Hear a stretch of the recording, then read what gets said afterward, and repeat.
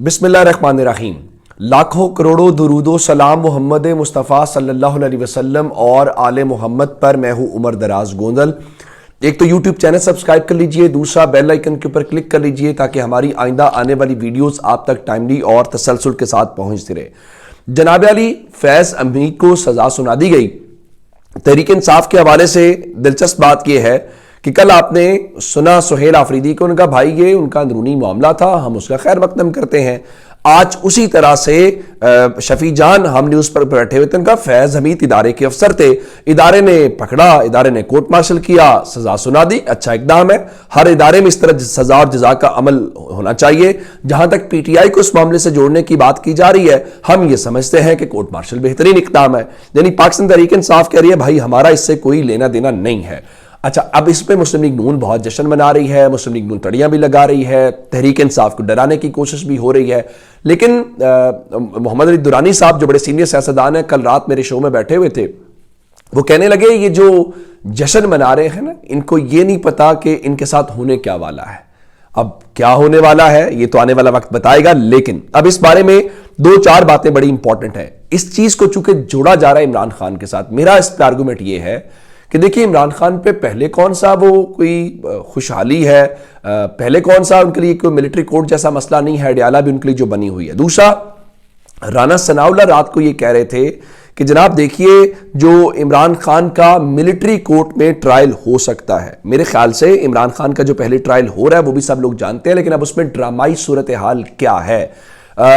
इमरान खान जो है, मैं उनका गिरफ्तारी से पहले क्या आपको बयान याद कराना चाहता हूं। वो हर तकरीर में कहते थे कि जनाब देखो मेरा जो जेल जाने का मामला है, मैं जेल जाने के लिए तैयार हूं। एक बात।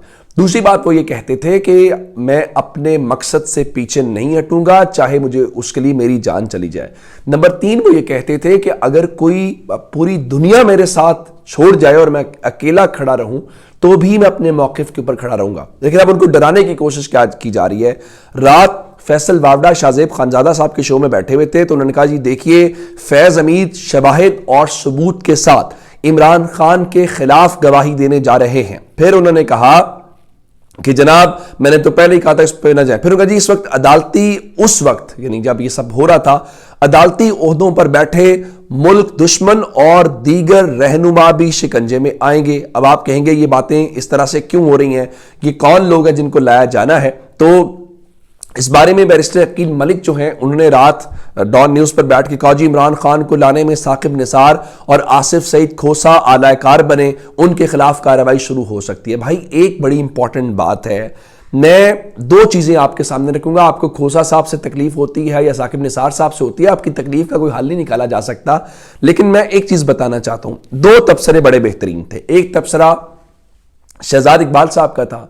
उनका सच्ची बात यह है कि फैज़ हमीद को सियासी मुदाखलत की सजा नहीं मिली। फैज़ हमीद को दीगर मामलात में, अगर टॉप सिटी की आप बात करते हैं तो टॉप सिटी तो इमरान खान की गवर्नमेंट आने से भी पहले का मामला है। सच्ची बात यह है कि जो मौजूदा एस्टैब्लिशमेंट है या जो मौजूदा सेटअप है, फैज़ हमीद ने उनके बारे में जो कुछ किया उन्होंने उस बुनियाद पर उसको रगड़ दिया, उसको सजा दी। तो बुनियादी तौर पे फैज़ हमीद को मौजूदा फौजी क़यादत के खिलाफ जो वो समझते हैं हमारे खिलाफ साजिश की गई, उस साजिश की सजा मिली है। अगर उनके आपस में ताल्लुकात ठीक रहते तो मेरा ख्याल है ये सारी चीज़ें थी। फिर इस हवाले से एक चीज़ बड़ी इंपॉर्टेंट है, आप सब जब ये कहते हैं कि जनाब फैज़ हमीद के खिलाफ, तो सिर्फ फिर फैज़ हमीद नहीं है, दरमियान में से जनरल बाजवा कहाँ पे गए। तो मजहर अब्बास साहब ने रात को AR1 न्यूज़ के ऊपर कहा कि देखिए ऐसा नहीं हो सकता कि जब आप सियासी मुदाखलत की बात करें तो उसमें सिर्फ फैज़ हमीद तक बात रहे और दरमियान में जनरल बाजवा ना आए। अच्छा, उसमें एक चीज और मैं जो आपके सामने रखना चाहता हूं वो ये है कि जब आप ये कहते हैं ना कि इमरान खान को सियासी मामलात में लिंक किया जा रहा है, 9 मई के हवाले से आप पहले दिन से ही कह रहे हैं कि देखिए ये ओपन एंड शट केस है, और अब आप कह रहे हैं कि देखिए अभी मामला ज़ेरे तफ्तीश है। अगर वो चीजें होती तो फौज अब तक ऐलान कर देती।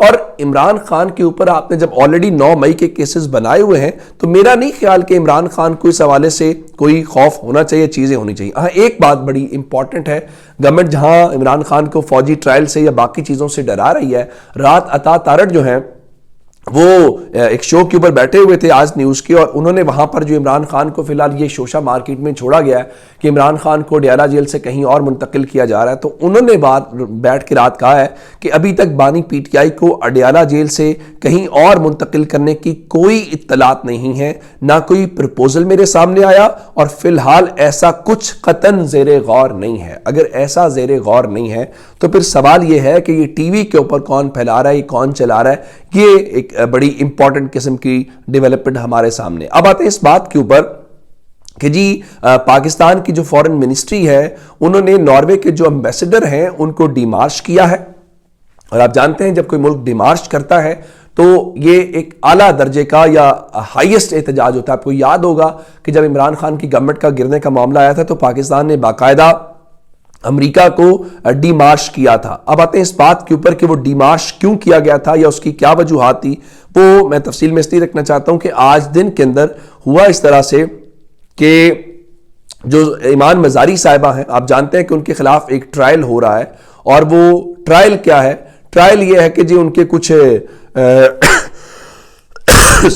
उनके खिलाफ कुछ ट्वीट्स का केस है, तो उसको जिस तरह से चलाया जा रहा है, आज सुप्रीम कोर्ट ने गुज़श्ता रोज हमने ये देखा कि हुक्म इम्तना जारी किया और उन्होंने कहा कि इस्लामाबाद हाई कोर्ट अपील पर जल्द अज जल्द फैसला करेगी, और कहा जब तक इस्लामाबाद हाई कोर्ट अपील पर फैसला नहीं करती तो ट्रायल कोर्ट कार्रवाई आगे ना बढ़ाई। अब ये जो सारा मामला है इसको ऑब्जर्व करने के लिए जो आप विजुअल्स देख रहे हैं ये उस वक्त के हैं जब नॉर्वे के सफीर आज सुप्रीम कोर्ट पहुंचे।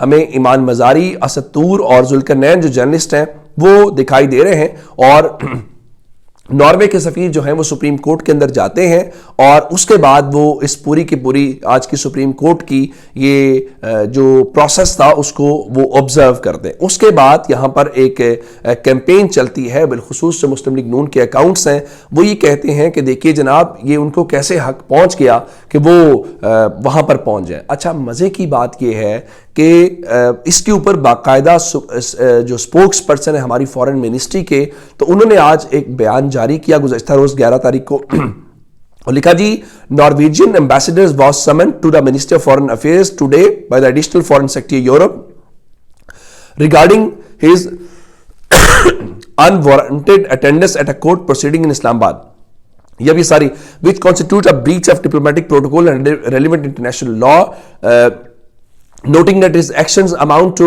interference in the internal affairs of the country. The ambassador was urged to adhere to the established norms of diplomatic engagement as outlined in the relevant articles of the Vienna Convention. अच्छा, मजे की बात यह है कि जब आपने बयान जारी किया तो आप ये देखिए कि दुनिया जहान के अंदर इस तरह से होता है कि जो सफीर होते हैं या जो डिप्लोमैट्स होते हैं वो जाते हैं और वो जाके प्रोसेस को ऑब्जर्व करते हैं।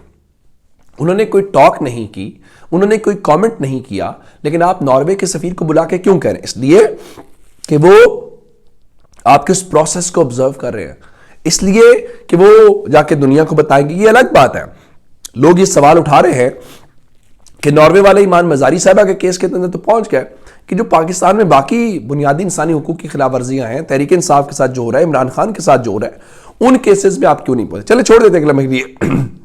आप अगर यहां पर भी पहुंचे हैं तो अच्छी बात है, आपको ऑब्जर्व करना चाहिए, और आपको मैं माजरा चाहता हूं ये गले की वजह से और तबीयत की वजह से जरा, तो उन्होंने कहा आपको ऑब्जर्व करना चाहिए और आपको अपने मुल्क को लिखना भी चाहिए ताकि उनको पता चले कि पाकिस्तान के अंदर जो आम शहरी हैं उनके साथ क्या हो रहा है। अगर ईमान मजारी जो हैं उनके साथ ये सलूक हो रहा है तो जरा कोई आम आदमी है, जो आम शख्स है, आप अंदाजा लगाइए कि उसके साथ पाकिस्तान के अंदर ट्रायल कैसा होता होगा या चीजें किस तरीके से होती होंगी, उसको अंदाजा लगाना कोई मुश्किल काम नहीं है। तो आपने भी इसके ऊपर चीखें मार दी हैं बजाय इसके कि आप कहते हैं जी हमें खुशी है कि नॉर्वे के सफीर आए हैं, और नॉर्वे के जो सफीर हैं उन्होंने पाकिस्तान का जो ये सिस्टम है उस पर एतमाद का इजहार किया है। उल्टा आपने उनको डिमार्च कर दिया है और उनको डराने धमकाने के ऊपर लग गए हैं। ज़ाहिर वो उससे डरेंगे तो नहीं, वो यूरोपीय यूनियन वाले हैं, तो डरना तो हमें चाहिए कि हमारे बारे में कुछ लिख या बोलना दें। तो जनाब ये अब तक की अपडेट्स, अगर आपने अभी तक चैनल सब्सक्राइब नहीं किया तो चैनल सब्सक्राइब कर लीजिए। अपना बहुत सारा ख्याल रखिएगा। खुदा हाफिज़।